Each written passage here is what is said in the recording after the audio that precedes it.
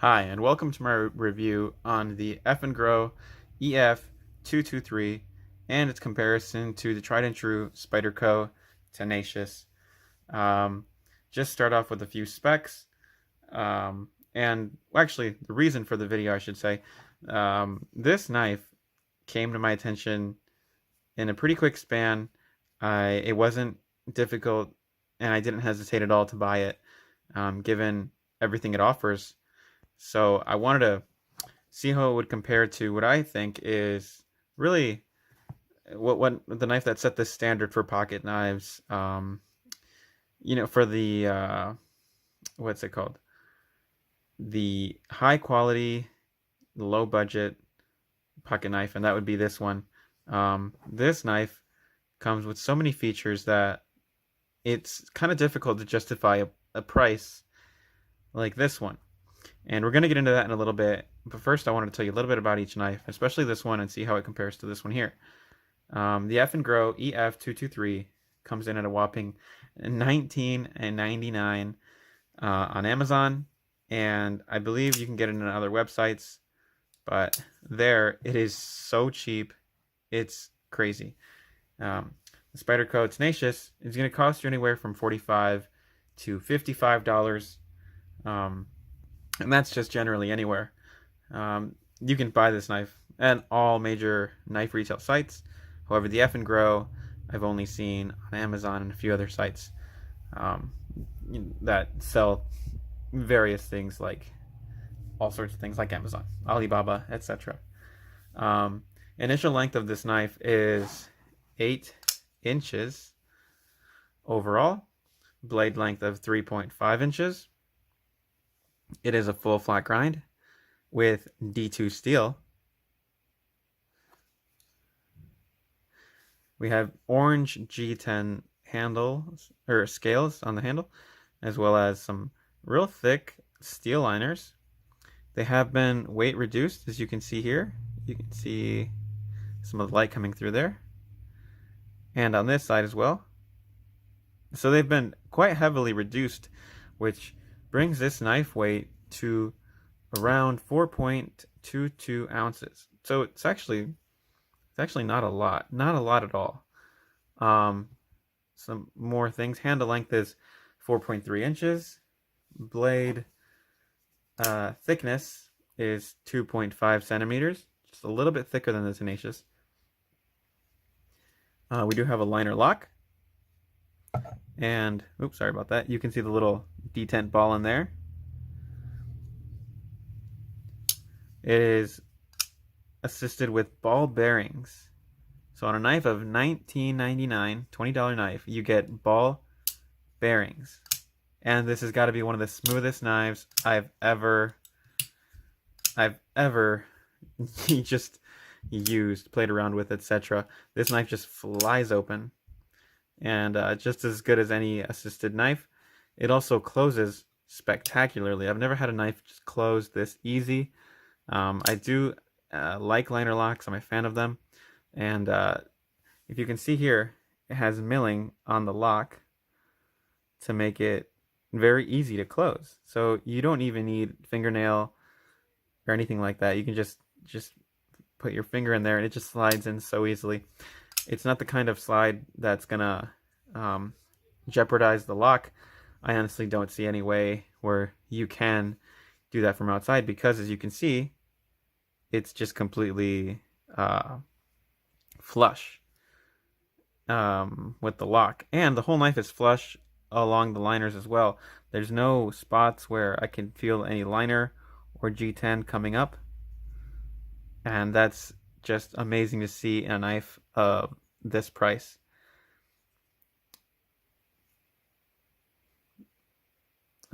Let me see what else. Okay, that about covers that. I do want to touch on this though. The quality in this knife is actually quite amazing. I have some Kershaw knives around the $30 value that just don't give you this type of excellent finish. Just fit to finish. Sometimes you see scales pop up on one side, they're a little uneven, but here everything just fits very well.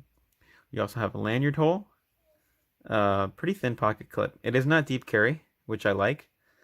And it's quite comfortable to grab out of the pocket. And yeah, it's pretty generous lanyard hole, pretty thin pocket clip. I have no reason to think that it's not going to last. It's just thin. Here's the way it looks on the side. It's got a little bit of a straight and a tiny little bit of a curve down. So it's really cool. It is perfectly centered as well. And we do have a flipper for deployment. It's just amazing. So cool. One thing about this knife is that the flipper has no jimping, and neither is there any jimping on the top of here, except for just on the liners right here. And this is just a little bit of extra jimping to help you. I feel like this is definitely useful if you're wearing gloves, and it is useful here. At first, when I first opened it, I thought, man, it really could use some jimping here, but actually, when opening the knife, I think it would hinder opening it with the flipper. So I think maybe it could just use a little bit of jimping on the top of the blade as well as the flipper, because I will say this, opening it just to play with it over and over again like this, sometimes your finger just slips off the flipper. Now it's very easy to open, doesn't require any force at all, and guaranteed it will open. There's no way to engage this flipper without opening the knife. So just a little bit of force, a little bit more, a little bit more, a little bit more, and it opens. So there's no way to not fully open the knife when engaging the flipper. It's just sometimes I do find it slips, and I do find that flippers with jimping help extraordinarily when opening a knife. That's about all I can say about it for now. Oh, one more thing is that the edges on the knife are quite sharp. They have not been milled down or chamfered, and that's just perfectly fine for a $20 knife. I do not expect that. I can always just grab a little bit of sandpaper and bring the sharpness down myself. And yeah, I mean, it's totally fine for this price. I am going to keep it on for the review though, so that I can get the full feeling of the knife just outside the box. Alright, now I'm sure you can find a lot of information and videos on these Tenacious. Let me just go through a few things. For one thing, we have an 8 CR13 MOV blade with a 3.39 inch blade. It's all used here. A lot of Spyderco knives just to give you like some of the blade, some of it's just jimping or something, but it's all in use here. You have some fantastic jimping up at the top. G10 liners, very strong, very grippy. Scales, I should say, sorry. Steel liners. These are weight reduced as well, as you can see there and there. We have a generous lanyard hole with very strong pocket clip, very strong, a lot stronger than this one actually. For position too. So if you're left-handed, it's just as good of a knife. So you can just do the same things, you know, Spidey flick it, close it like that. It's pretty cool. Alright, on this part of the test, we're going to see how well the knives can process a piece of fat wood like this. And this is a chunk I've had in storage for a few years, so it's probably not in the best condition, but we're going to go ahead and test it out. Eafengrow goes first.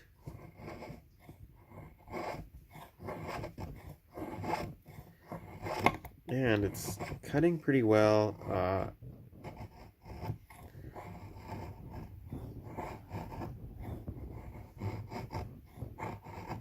Getting some good rolls in there. Usually flat grinds are pretty tough for me to make little feather sticks with, but this is actually turning out quite well.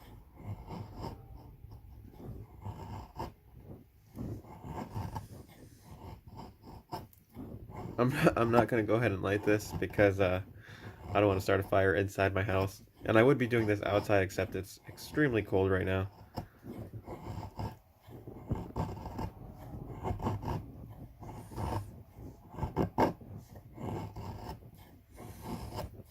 And there you go. We have some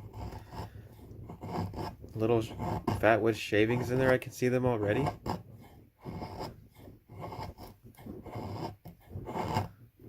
wow. Look at that. We got some nice stuff in there. And that can light really easily. We've already, oops, sorry about that. We've already gotten to the fat wood inside. That's what the little pink shavings are there for. So, pretty cool. Go ahead and cut this off.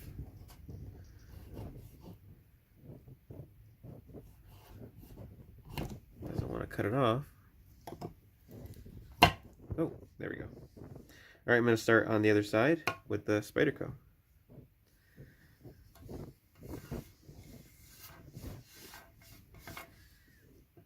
Right over here, we had about that much distance. So, actually, it's kind of curved on that edge. It's like sloped. I don't think it'll cut that well. So I'm going to go ahead and start here. And I have to be honest here. I've never been able to shave well with the Spyderco. It has a fantastic slicing geometry, but when it comes to making feather sticks, I've just never really been able to do it with this knife. It's a fantastic knife, thin behind the edge, flat grind, but actually these are turning out very well.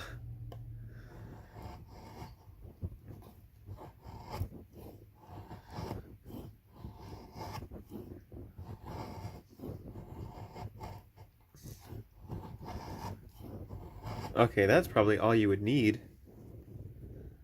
Yeah, that's definitely all you would need. I've already got into the fat wood itself, and you can see those in the light are just glowing. Those are going to catch fire so quickly. That's probably as far as I need to go. There was a little bit of more fat wood on this side than there was on this side. However, these rolls are just so much nicer looking than this roll here, which came off of the Eafengrow. It could have been just because that side of the wood was better. So let's go ahead and slice this off and try again.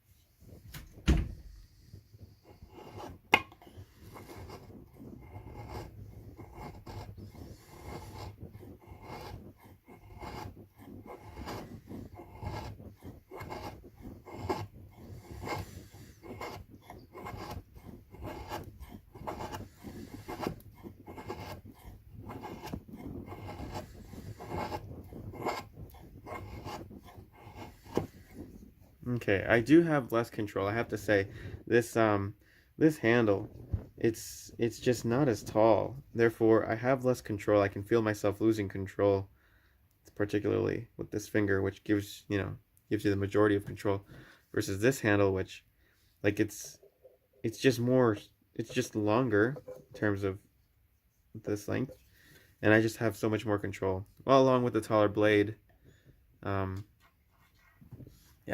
Definitely. The Eafengrow EF223 completely justifies its price at $19.99. In fact, even the ABKT version of this knife at $30 is still worth the price. This knife and the features it has, including the ease of opening, ease of closing, D2 steel blade, its very, very thin edge and evenly ground edge, along with its weight-relieved liners and G10 scales, would easily be worth the price of the Tenacious. However, the Tenacious is ultimately still the better knife, since it was designed in a much more thought-out process with a lot more purpose and comfort built in. It's still the better knife, since it's easier to control. There's absolutely no hot spots besides this liner. It's not a hot spot, it's just annoying. And it is ultimately just better designed, and it's given a little bit more quality and attention to detail on many parts. The Eafengrow EF223 definitely was functional to use.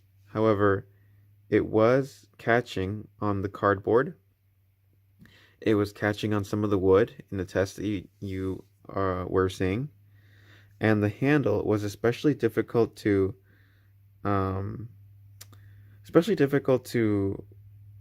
hold after a while. The sharp angles on the edges dug in a little bit. That is easily fixed though.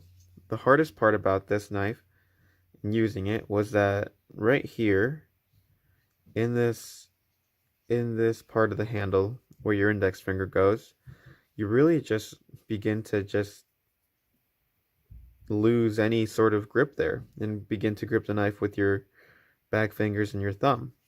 And that just makes it quite uncomfortable and quite difficult to control. So still, this knife, for all the features it has, for all the things it offers, is a steal at $19.99, and I highly recommend it. In the tests of the Spyderco, it performed everything very, very well. And even though it has an 8CR13 MOV blade, it still did very well, and it has absolutely no rolling in the edge. This steel, being a little harder, does have some rolling right here. And it had a little more, but I was cutting more things with it. Oh, even right here. I was cutting more things with it, and it ended up sort of fixing itself, because it just, the rolling kind of hones itself out sometimes.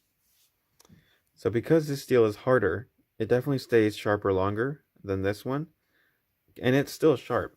It's still very sharp. We can still cut paper. However, it definitely rolled a lot more.